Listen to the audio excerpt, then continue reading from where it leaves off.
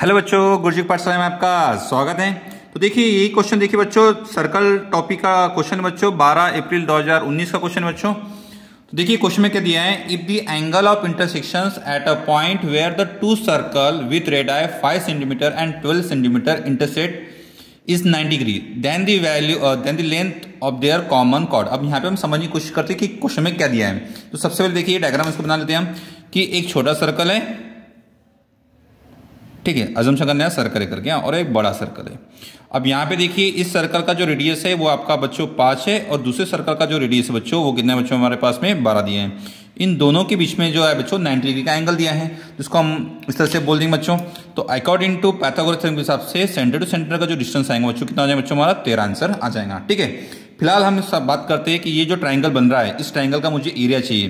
तो area of the triangle कितना हो जाएगा, तो एरिया इज इक्वल टू हो जाएगा बच्चे half into base into height, यानी 5 इंटू बच्चों होगा हमारा 12 इज इक्वल कितना होगा बच्चे, ये 6 हो गया, 6 5 30 स्क्वायर यूनिट इसका एरिया हो गया। ठीक है, एक्चुअली में मुझे क्या चाहिए, मुझे जो चाहिए क्वेश्चन पूछा गया है कि यहाँ से लेके यहाँ तक की जो लेंथ है ये मुझे निकालना है, length of the common chord. ये जो कॉमन कॉर्ड है हमारे, इसकी मुझे लेंथ चाहिए। तो हम इसको क्या करें बच्चों, आपको एक तरीका ये भी है कि जितना डिस्टेंस ये होता है उतना डिस्टेंस यहाँ पर भी होता है, यानी ये और ये डिस्टेंस बच्चों क्या है, सेम है। अगर मैं ये डिस्टेंस निकाल लूँ तो मेरा पूरा डिस्टेंस यहाँ पर आ जाएगा। मान लीजिए मेरे ये लेंथ है ए बी मुझे निकालना है और ए पी तक मुझे निकालना है। इस तरह से ये C1 हो गया और ये C2 हमारे आंसर यहाँ तक हो गए।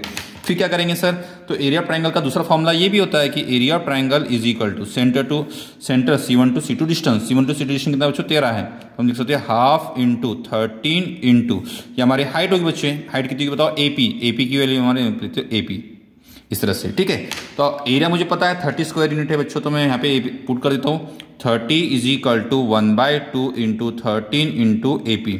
तो यहाँ पे इसको मल्टीप्लाई करेंगे कितना हो जाएगा 60 अपॉन में 13 इज इक्वल टू AP। ये AP की हमें आंसर मिलता है। अब मुझे क्या निकालना है, लेंथ ऑफ कॉर्ड निकालना है। तो AB इज इक्वल टू क्या चाहिए, तो 2 टाइम्स ऑफ दी AP होता है बच्चों, तो 2 इंटू 60 अपॉन में 13, यानी ये आंसर है आपका 120 अपॉन में 13।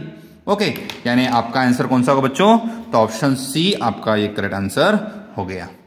ठीक है, इस वीडियो को लाइक करना है, आपके आंसर जो आए बच्चों कमेंट करना है और शेयर करना ना भूले। Thank you.